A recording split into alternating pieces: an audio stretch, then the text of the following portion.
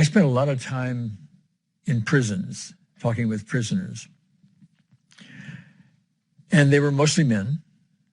And here were men that, were incarcerated.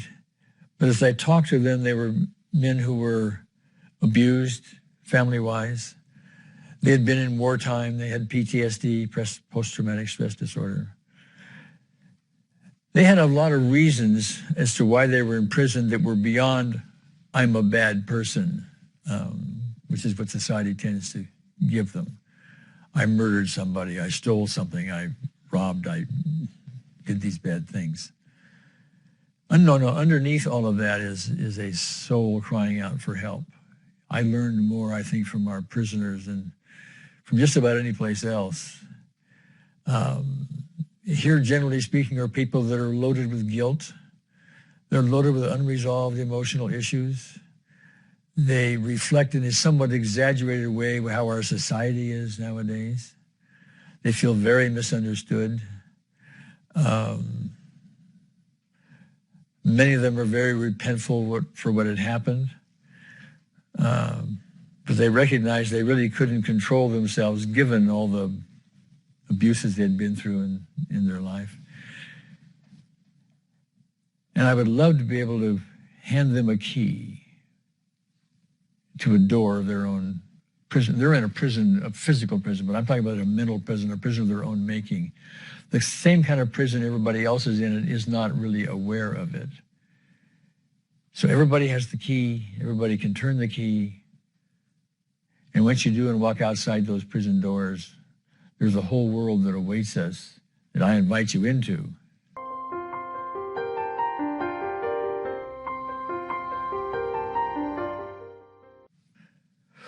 Well, if you're an advocate for the prisoners, one of the things that you do is start to learn this process yourself, how to get your own awareness of it, climb that stairway to miracles, and then when you speak with the prisoners, you're going to radiate a lot differently than you had before. And the prisoners are going to pick that up. They're going to pick up another way. They're going to ask in some fashion, well, what are you doing? What's different now about it? How can I get that? And you can start spreading the word this way. And it's not just limited to prisoners by any means. I mean, how many teachers do we have in the world that are influencing their students? And how can they radiate differently?